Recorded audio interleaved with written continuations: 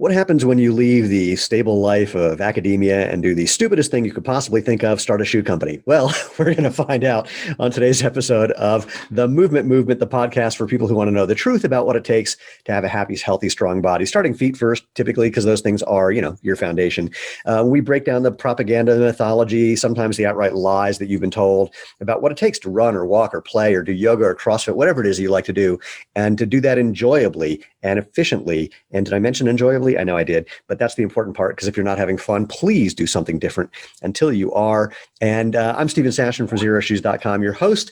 Really quick, if you don't know what we're doing here, it's simple. We're creating a movement around natural movement. We're helping people rediscover that natural movement is the obvious, better, healthy choice, the way natural food is. And if you want to find out what that's all, and the movement part is about you. So you are moving this natural movement thing forward. If you want to find out how you can help, it's easy. Just like and share and give us a thumbs up and hit the bell icon on YouTube, all those different ways you can interact. Basically, if you want to be part of the tribe, please subscribe. And also go to www.jointhemovementmovement.com. You'll find previous episodes and all the different ways you can interact with what we're doing here.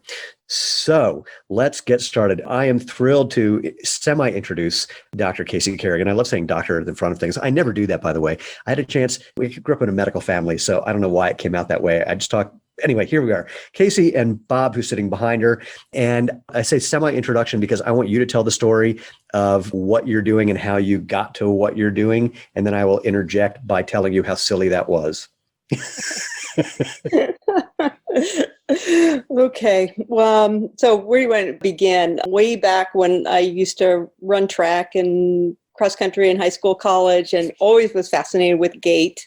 And went in and then became a doctor, went to Harvard Medical School and specialized in a field called physical medicine and rehabilitation, where we care about the whole body, not just the feet, but the whole body. And learning about gait, it's amazing how little we knew back then. And here, I'd have lectures we'd study the heart, the lungs, and we knew how those organs were just fine. But people really didn't understand the mechanics of basic walking and running. And so I was just excited to research it, to really dive in and learn about it. And so I started doing research in, I guess, 1991, and then built a couple gait laboratories, first one at Harvard. And then I was recruited down to University of Virginia in 2002 to continue my research and build an even better lab. So we had all this wonderful equipment. I was funded by your friends in Bethesda, the N.I.H, for many, many years. Literally down on the same street that I grew up on. Yes, and I probably went by your house going to the N.I.H for meetings all the time. So I was funded by the N.I.H to study gait, to get a better understanding, to help with improving people's mobility, also to prevent disease. And treat disease, prevent disease. And one of the biggest findings that I discovered back in, I think, 98 was my first paper published. It was in the Lancet, that high heel shoes increase it's the joint torques, but it's really, you can think about it as the loads on the parts of the knee where we get arthritis. Right. And it was huge. It was 26%. And that was significant. At the time, I was like, well, shoot, this is pretty big, because, people do surgeries, on the knee to, when someone's got knee arthritis, to change that number. And if you see a 5% change, you think, wow, successful surgery. We just reduced that torque by 5%. Well, we were saying that the shoes were doing 26%. So anyway, so I was like, wow, high heels. Then I dug into all footwear. I found out that just wide-based heels also, that moderate heels, that any heel. And then kind of, I kept doing this research and then really, boring down on what specific parts of the shoe do this, increase these torques. And the knee torque, when people think about, well, that's just knee arthritis. Well, one, knee arthritis is huge. Huge. It causes more disability, physical disability, than any other singular disease in the elderly. It is huge.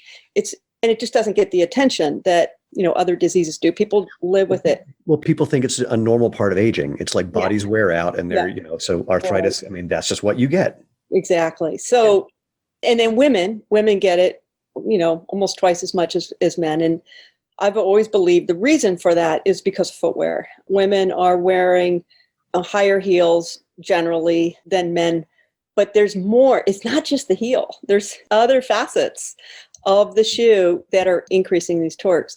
And so it's not just the knee. The knee right. is like, the loads that occur in the coronal plane, which is a side-to-side plane. People think about movement and everything in the going forward plane, that's the sagittal plane. But really there's all this stuff that's going in the side-to-side plane. And that's where things happen. When you think about all the injuries that occur during running, it's all in the side-to-side plane. They all, with respect to the torques, the mechanics, not the motion, not what you can visually see, but what you can measure when you combine, ground reaction forces with motion analysis, that you can see what the loads are, all the joints. So the knee joint is just like one indicator of that things are abnormal in that plane, but it's abnormal all up and down the plane. So where you get stress fractures, why you get hip pointers, really every single injury you can explain in this coronal plane and with respect to those torques. So it was like, okay, knee arthritis, but it was much bigger than that. As you were doing this, how much of this was making you sort of surprised versus just like confirming what seemed so screamingly obvious with, the barest amount of thought, but hadn't been proven? Some of it, like the high heel stuff and women's dress shoes, a lot of that is like, no brainer. And thought, I'm confirming. This is ridiculous, of course. But it was surprising, I think, because, being a runner, I just thought, okay, I'm getting the best pair of, Nike shoes, and I think I have the best.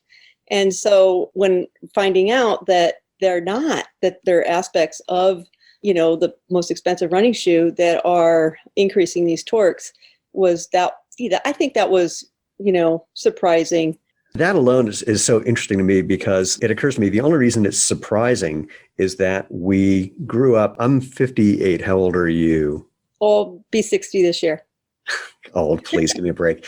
When I turned 50, my dad called me to try and tease me about being 50. I said, "Are you kidding? I'm entering a new age group for racing. I'm going to be the fastest guy, in the 50 to 54 group. It'll be awesome." So we grew up in that era when Nikes went from being basically just, flat, really thin, tiny little bit of toe spring in the original waffle trainer. But that was really it. And then, we all drank the Kool-Aid as they kept telling us that they were doing things to improve performance and reduce injury despite a lack of evidence. Like cars in the 1970s. What'd you say, Bob? It's like cars in the 1970s. More crap got added on every year with every new Detroit model. Right. And a friend of mine said something really interesting. He went to Mexico and he said the billboards look like they're from the 70s in America because it's the same kind of like very simplistic messaging that we no longer fall prey to. We no longer believe that kind of messaging, but the messaging there wasn't as, quote, sophisticated. And it's a similar thing. It's like, in the 70s, we believed what people told us on television. We believed, and there was no reason not to. It all made sort of intuitive sense. Things like, oh, well, running is painful, so we need cushioning. It's like, okay, well, a bed, you want cushioning on a bed. You want cushioning on a good sofa. So it's like they capitalized on some messaging that made, quote, intuitive sense, but wasn't real until they said it long enough that everyone just assumed it was real. Well, it's funny, in 1977, I wrote a very long letter to Nike. They were a little company then. Yeah. And tell them, because I had the LDV 1000s. And I just went through, I said, I think, you need to do this and you need to do that. It's really funny. It's hilarious. This letter. God, I love it. They called me back. They talked about it. They were it was really, so that's great. Oh, man. Well, so on the trajectory from there so you got down to UVA with the Better Lab, and I'm also I'm thinking about what you've seen during this time and the improvements of the equipment that you could use to investigate the things that you were looking into. I mean, my God, there's been just so much change in what's available for research. Right. Yeah. So, we could do the 3D motion analysis where you can see the movement of the joints. A lot of times you can't, like just video camera, you might not be able to see what's happening in the coronal plane versus the sagittal plane. So you can really figure out what the motion is. But more than the motion, it's just knowing where the joint centers are. So you can figure out where the joint centers are. And then with the joint centers, you're running over a ground reaction force, a force plate that measures the ground reaction force. And then we had this sophisticated instrumented treadmill that had 3 different force plates on it. So you can measure the joint locations at the same time that you're measuring the ground reaction force. And interestingly, so many people, they study gait and it's very observational. It's like, oh, this is moving. This is like, oh, you're pronating. Like, but who cares? Right. You need to understand where that ground reaction force is with respect to the joints to really get any kind of meaning out of it. We see this all the time where people either look at still images and make assessments about how someone's moving, or even looking at video at 24 frames a second, which doesn't really tell you anything. Or, of course, when people go into a running shoe store and they're getting videotaped on a treadmill from the knees down by, and some 23-year-old kid who was trained to identify something that maybe he thinks he can see, and then I recommend a shoe in relation to that. I mean, I was in Bill Sand's lab when he was out here in Colorado, and he said, I only film at 500 frames a second because there's not enough information otherwise. And the interesting proof of that is my right foot was everting, turning out in the last frame, just before it hit the ground. In 1/500th of a second, my right foot was turning out about 10 degrees. And that pointed to a hamstring issue that I had that we would have never found in any other way. But people go, oh yeah, I went to the shoe store and they put me on a treadmill. Actually, wait, you're going to love this. One of my fantasies is to get like a fake TV film crew saying we're doing, a documentary or doing a story about getting the right shoe, and go to different stores and have the same runner get on the treadmill and see how many different shoes the different stores recommend based on their treadmill analysis. I think it would be hysterical because there's no way they're going to come up with the same diagnosis, let alone the same recommendation. Right. Anyway.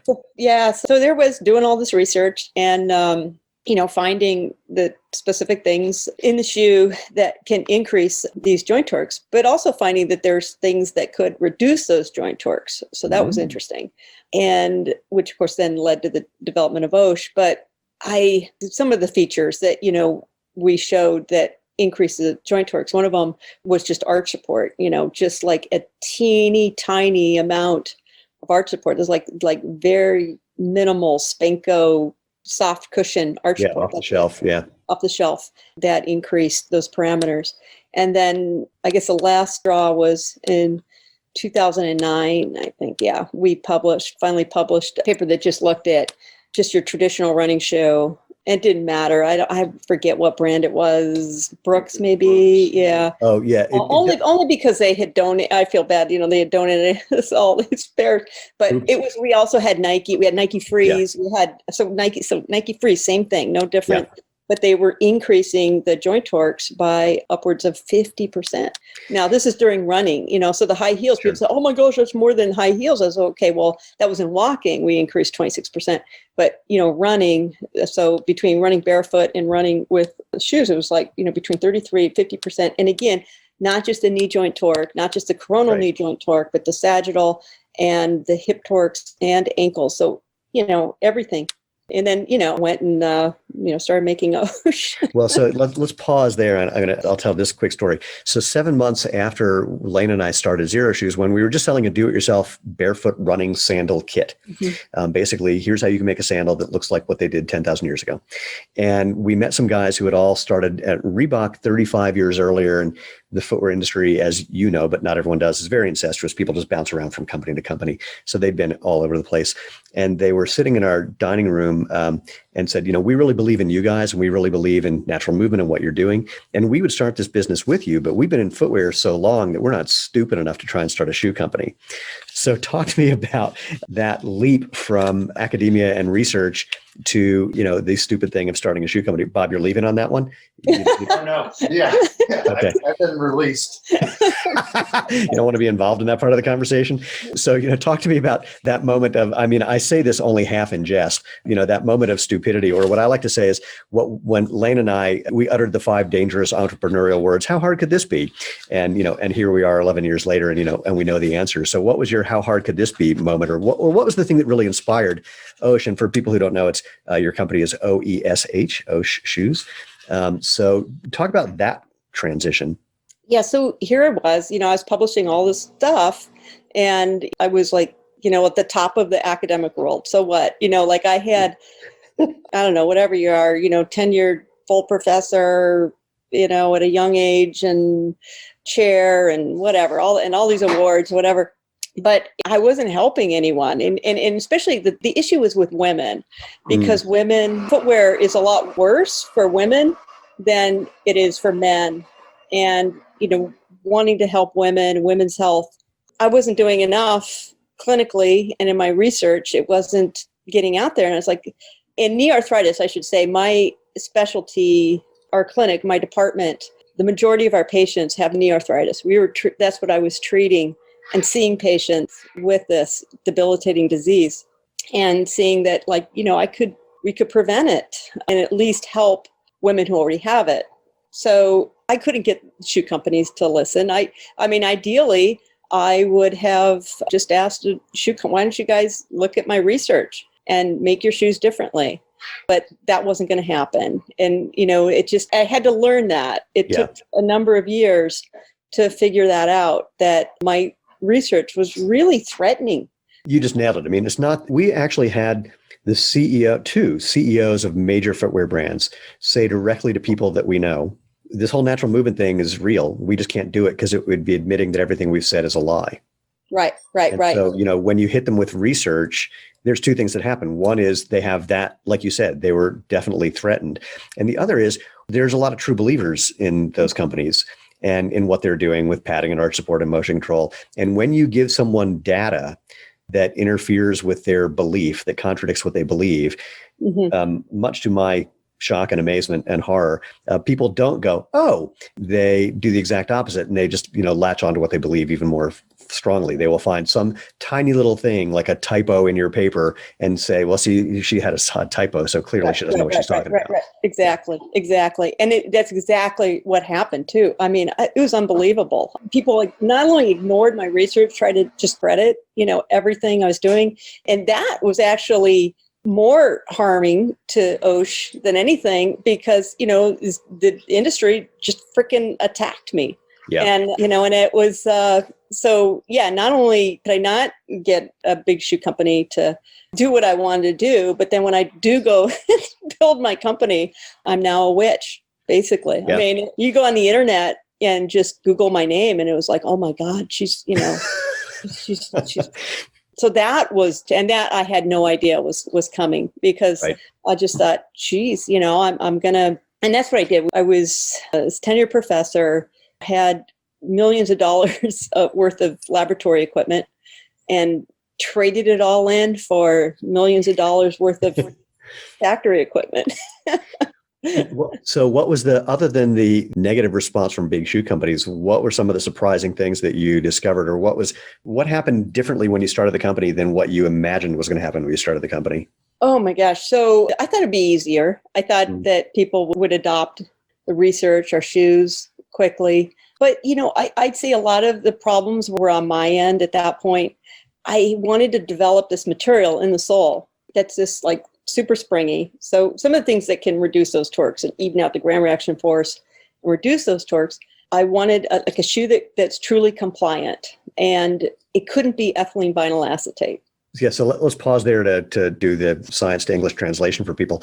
So if you're talking about something that's compliant, basically think, like small trampoline is the basic idea there. It's going to be, like you said, a little springy.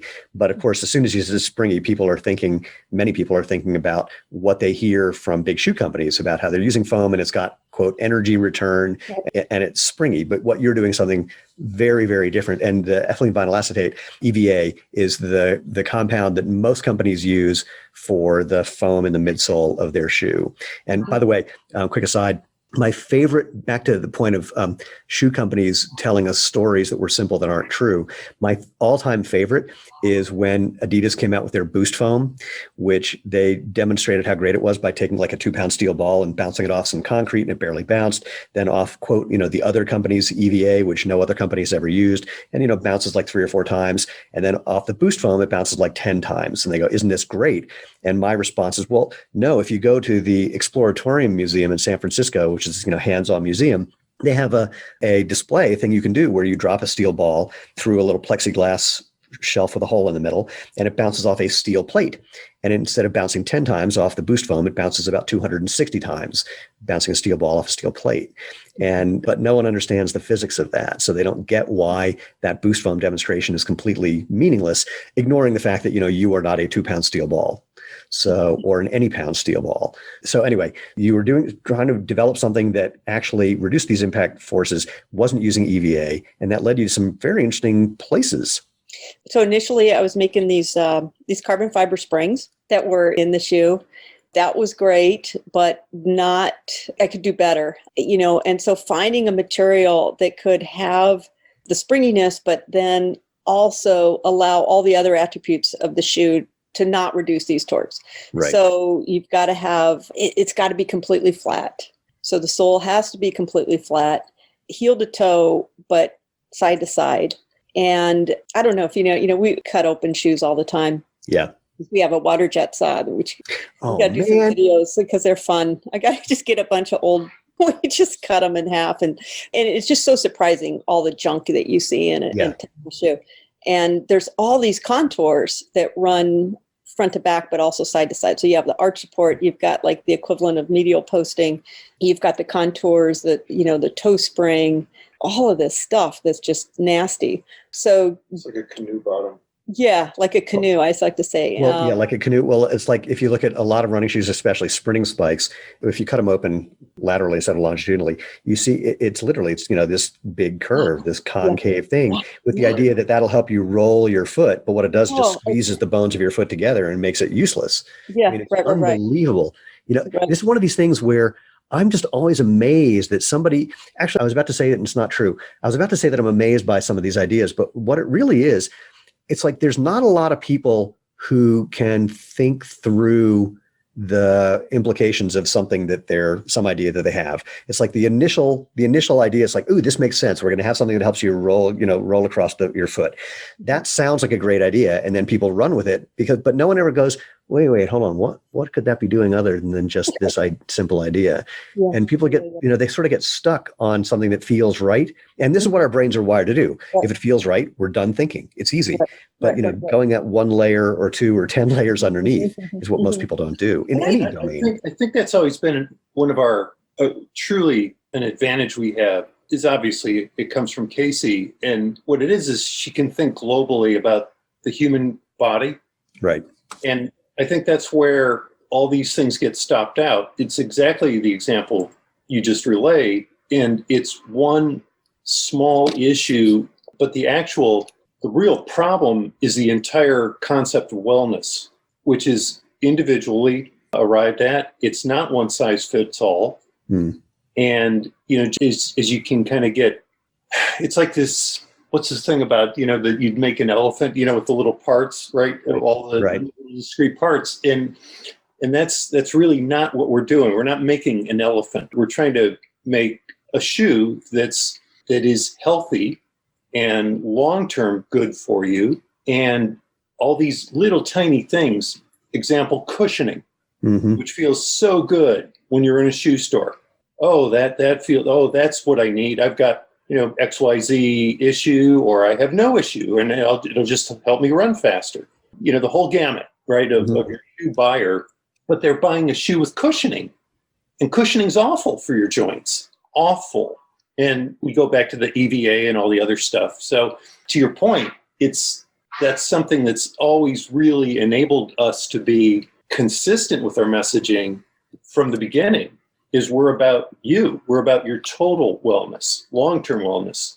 I think that's why our customer base is so incredibly loyal, because once they get turned on to it, and I know you experience this at Zero, once they realize it, a lot of small victories for that person has made Zero Shoes successful, I think.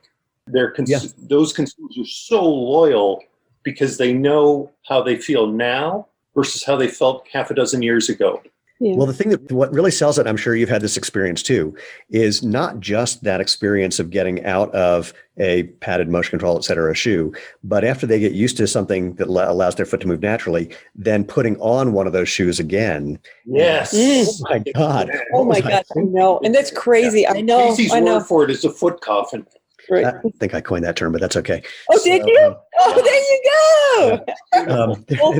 We've done surveys of people who come to our website and ask them questions, and the number of them who end up using language that I coined 12 years ago or something is very high. It's kind of funny. But before we move on, I got to do this really quickly. So for people who are just listening, you can't see, but Casey's husband Bob is sitting behind her, and so as the man behind the woman, what do you do?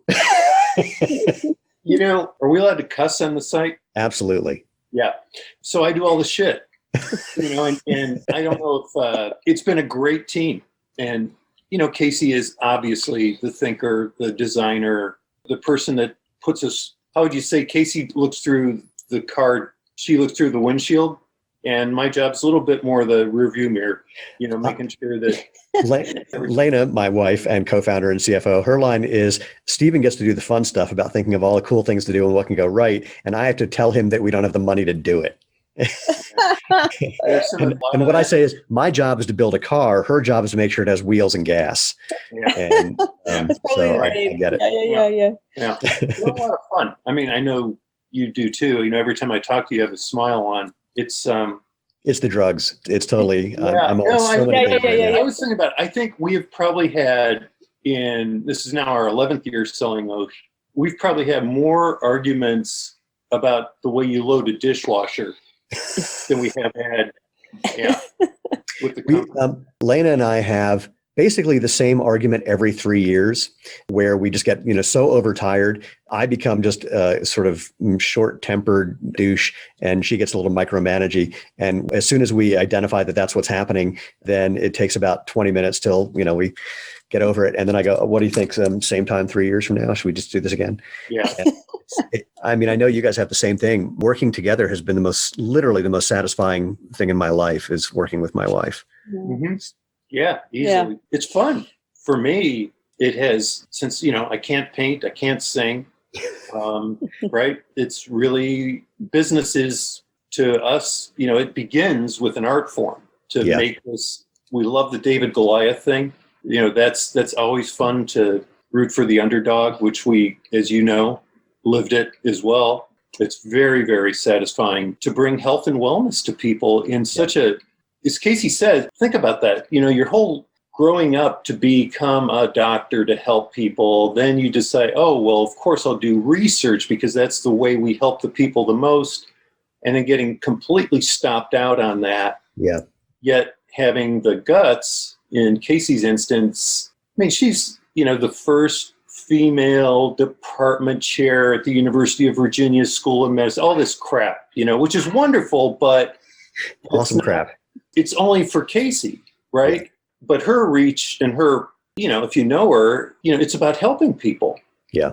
Letting people have a better life. And to actually now do it, when you look back at all the shoes that we've sold and all these customers and how loyal they are, that's profound. And it really is more than those spectacular academic papers which she wrote. Yeah. Which, by the way, none of them have ever been refuted.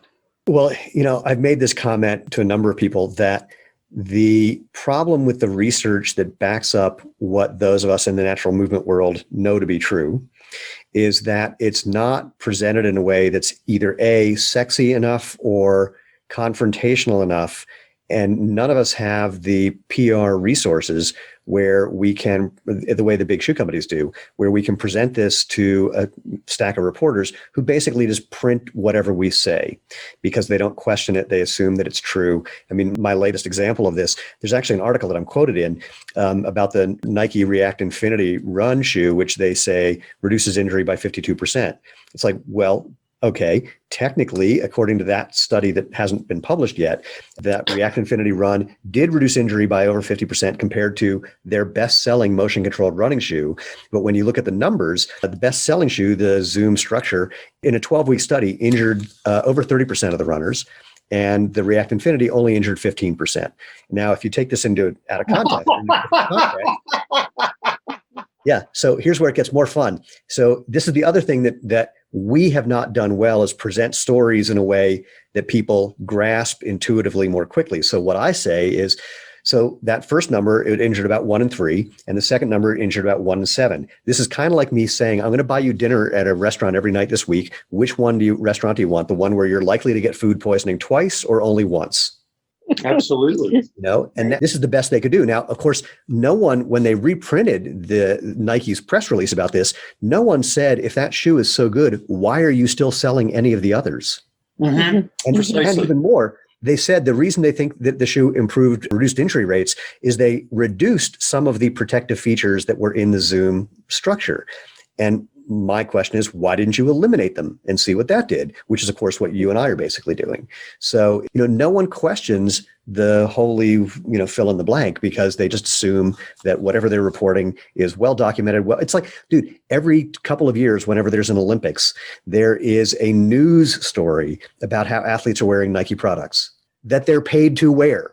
Precisely. Why is this news? So this is the part that sort of amazes me, and is the David and Goliath bit, is how do we get the kind of attention to show that, we're the one with the slingshot and there's no there on the other end of that rock. Yeah. And you know what it is? It's, I've always thought of it, maybe because I ran a lot of marathons, that this is a marathon race. Well, see, that's the difference between you and me. I'm a sprinter. So, Right. I hear a rumor that at the end of the track, there's things called turns. Is that what they're called? I don't know how they work. But it's having this, that like patience, I guess, and research is the same way, right? You study something, but you don't, you have to do the study. You got to publish it before you get your next grant. It's like things take years, right? Yeah. And so I'm kind of used to that pace and being able to grow organically, and that we have the thousands of OESHers, we call them, who wear our shoes, that are just thrilled, and that's sustaining, that keeps us going. And, I just gave up a long time ago on, the idea that, that we'd be an overnight sensation. People were like, oh my gosh, this is it, and I got it. Shoes have to be this way and nothing else. So, but it's slow. But I see it every year. It's, it gains a little bit more traction. Yep. And it's fun. It's fun to be on that movement. We're able to do something that the major companies aren't able to do, which is, and Lena says it best, she says, there's enough shoe companies in the world. There's no reason to start another unless what you're doing changes people's lives.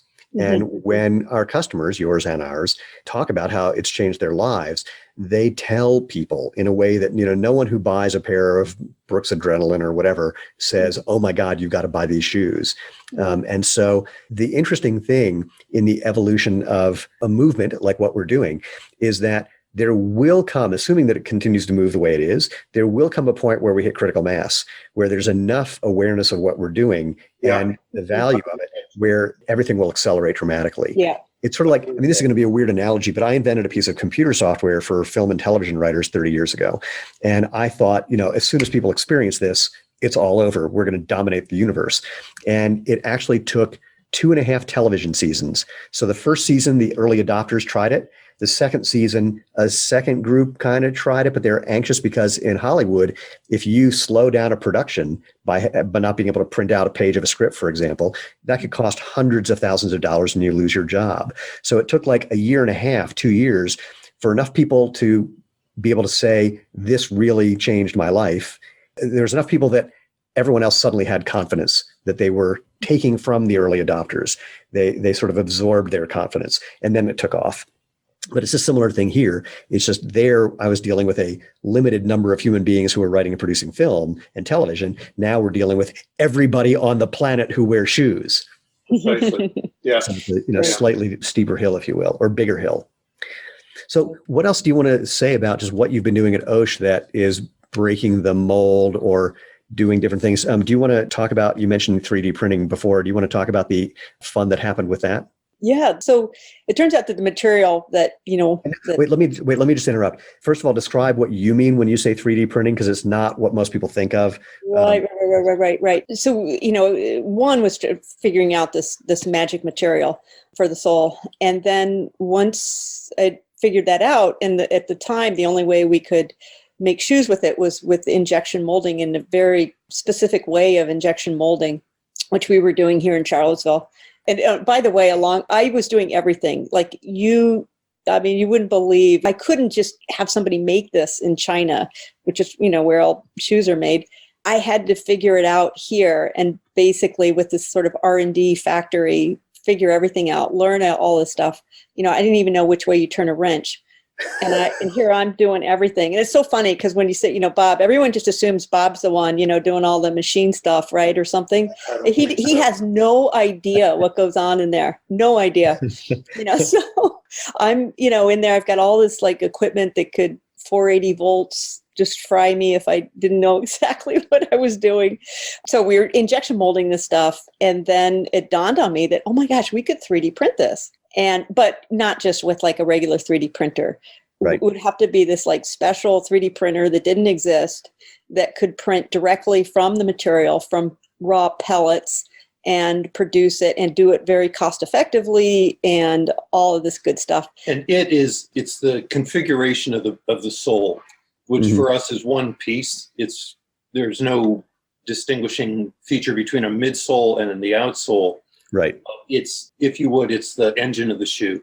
It gives us this unique spring.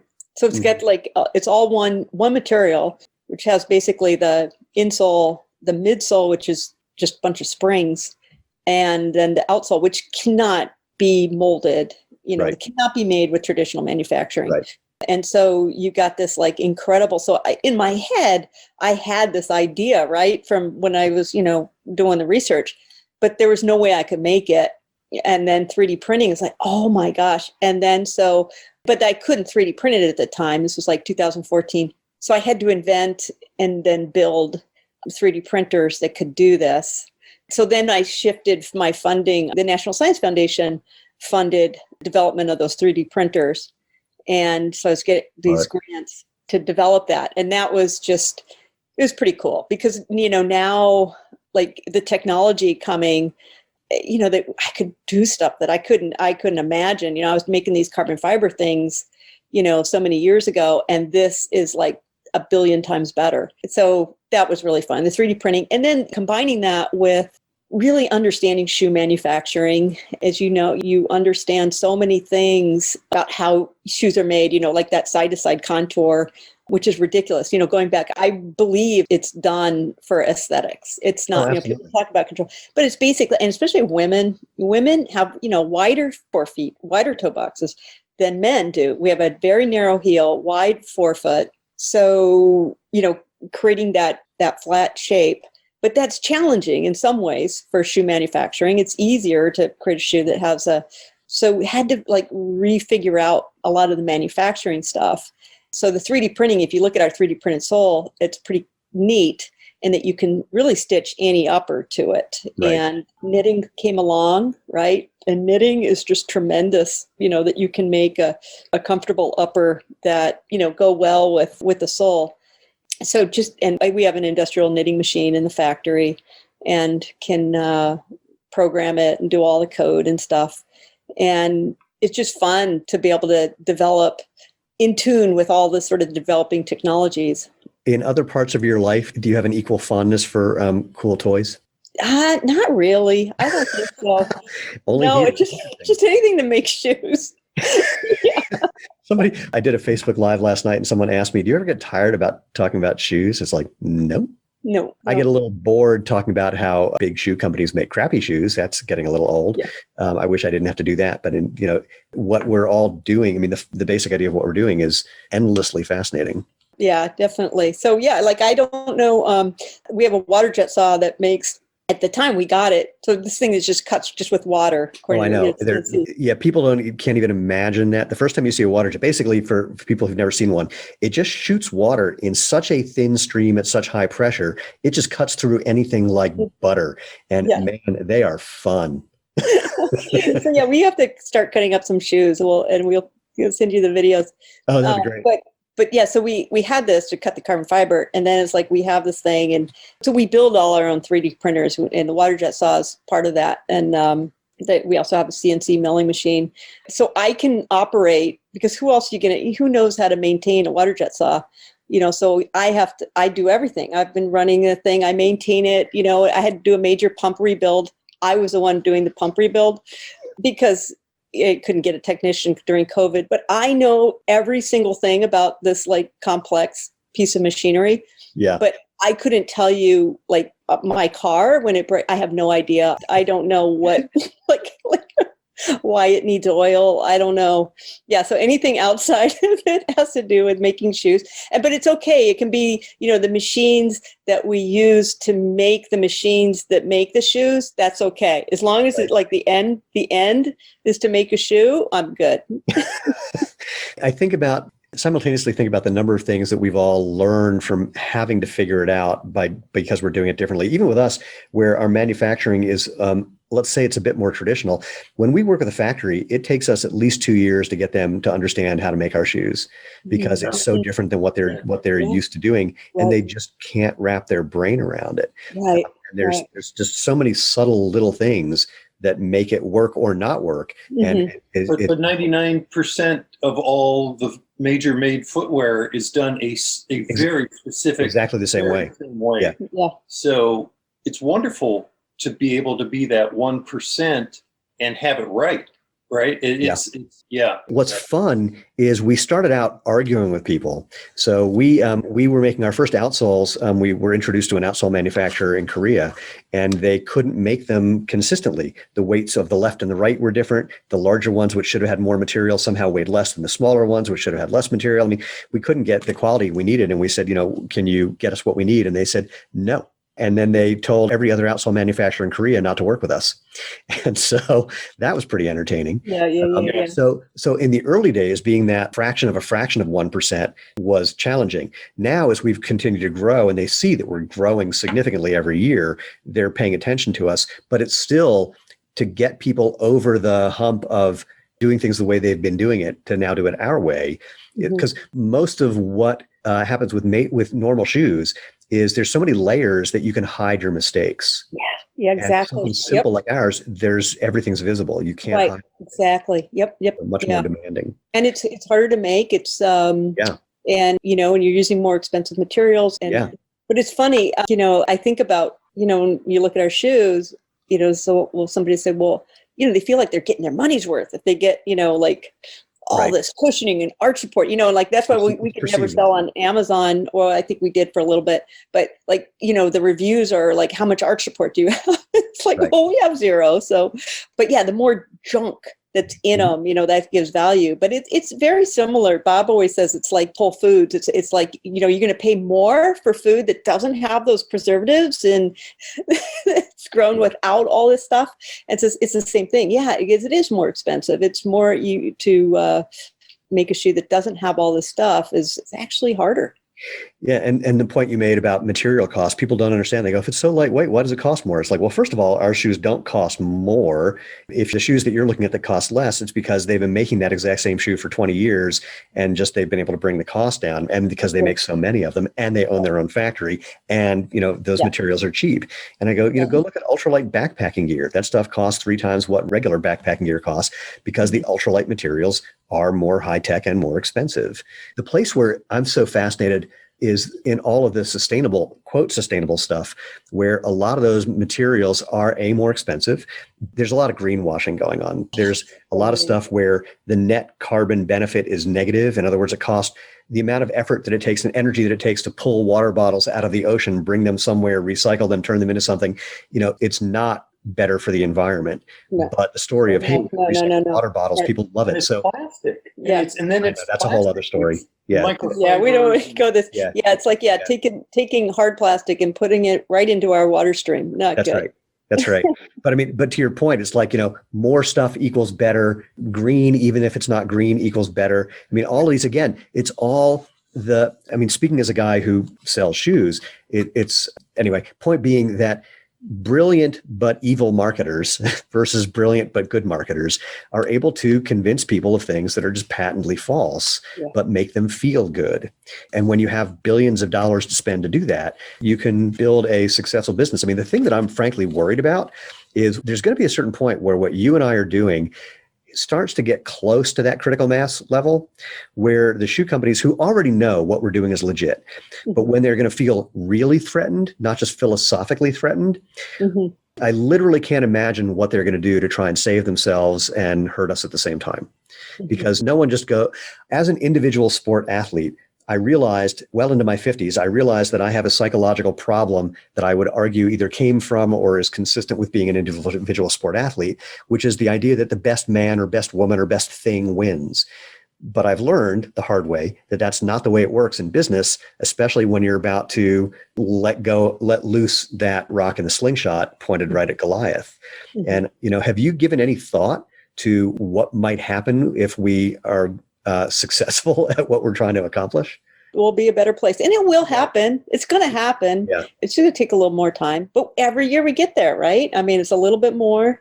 And along the way, I'm just thrilled, like as a doctor, right? You do the research, you do it as a doctor, when you see patients, you feel good about just helping, some people, right? You can't help everybody.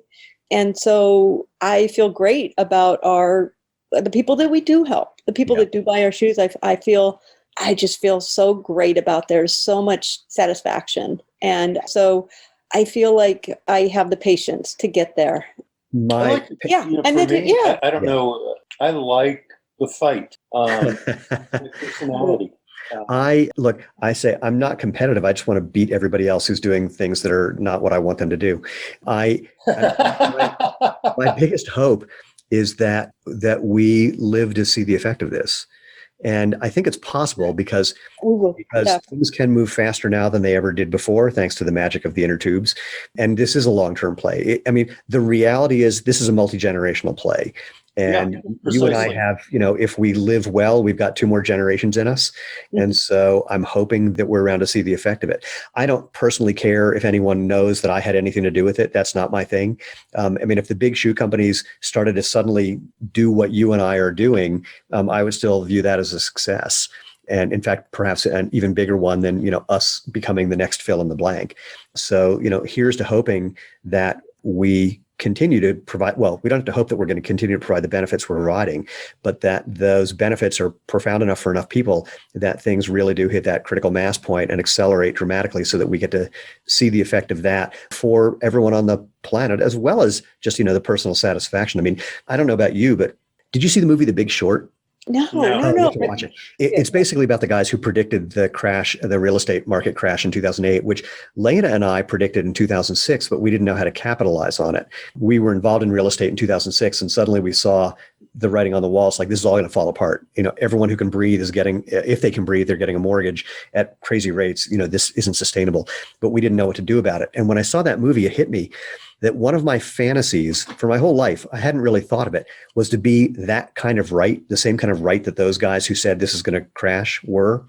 But in watching that movie, they were so ahead of the curve that it nearly killed them. Just the stress of it all over the 2 years between 2007 and 2009, it nearly killed them because everyone was telling them they were crazy. It wasn't working the way they thought. And so, I think we're that kind of right. And I just hope that we don't go through that kind of crazy. Yeah. I feel like it was crazy, like 2009, 10, 11, that was in there. Flat out. Well, that was when they were basically just directly coming out and saying that what we were doing was dangerous. Mm-hmm. And then by the end of 2010 is when they started selling their own version of what they called minimalist shoes. So now they had a dog in that fight and they couldn't make that same argument, ignoring that their quote minimalist shoes were worse than anything else that had ever been produced. Mm-hmm. So, but they couldn't argue. And then by 2013, 2014 is when they realized they couldn't sell that story, the minimalist story, and their maximalist story at the same time. And they pulled out of the minimalist side. Predominantly. Right. So while knowing that it was actually the one thing they did that was useful. Someday I hope someone really documents what went down in the last 11 years and beyond, because there's so many stories that we all know that are hiding in the closet somewhere that if people had any idea. My line is, it's too bad that shoes don't kill people the way cigarettes did, because then there'd be a congressional investigation. Right. But it's a slow death. Knee arthritis is not good. No, absolutely. Yeah. But again, people think that's just what happens when you get old. Yeah. You lose your balance because you're old. You can't move as well because you're old. And speaking as an aging athlete who hangs out with older athletes, it's complete nonsense. Yeah, it is. Right. Yeah. Sure, you get a little slower, but whatever. So Bob's not getting slower. I'm not. Well, it's because you're not a sprinter. I was at Right? I was at the senior games once and I'm hanging out with, so I just turned 50 or 55, whichever one it is, 50, I guess. And I'm hanging out with all these 60-year-old guys and they're saying, when you turn 60, man, you start really slowing down. And a bunch of 80-year-old guys were standing there and like, you guys have no idea what you're talking about. Just wait. And so for sprinting, now here's the fun part. I mean, there is a significant drop off in speed for sprinters as we cross 60. But what's really fun is there's an age graded table based on how old you are, on how much slower you're going to get, essentially. Mm-hmm. You can do the math in reverse to create an age graded 100 meters. In other words, the older you are, the less you have to run. So when I did this a couple of years ago, I think I was running 82 meters instead of 100. My friend who's a training partner who's just turned 70, she was running 60 meters. But what's so amazing about the age grading is it's so good that if you have good runners, it's a photo finish no matter who's in the race. And so we have 8 people from 20 to 80, and it's a photo finish, not to see who won, to see every single place because we're all crossing the line at the same time. It's super, super cool. So, even though you're getting slower with something like that, you can have just as much fun racing against, 20-year-old Olympians. It's a blast. That's awesome. That's awesome. Anything you can think that we left out or anything that you want to debunk about the reality of the footwear world or movement or gait or anything else? I don't know. Let's talk again. Yeah, we could have a whole thing on ethylene vinyl acetate and EVA and how awful it is, for mechanic, the body. But, I think when we talk about, green, EVA has got to be the worst thing for our planet. Anything with vinyl, it doesn't decompose. It never will. And it's the vinyl that's evil. So EVA, oh my gosh.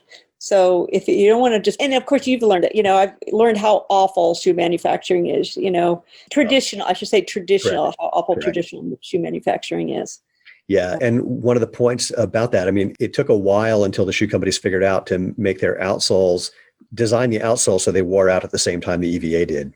Mm-hmm, and that was a really, again, evil, brilliant move. Yeah, awful. When we approached a rubber manufacturer about making our outsoles and we said, here's the characteristics that we're looking for. We want it to be long lasting and still be flexible, gave them all the things that we wanted. They said, but that's not how they make outsoles for shoes. We went, yeah, no shit. That's why we want to do it this way. That's why you got to do it. Yeah, right.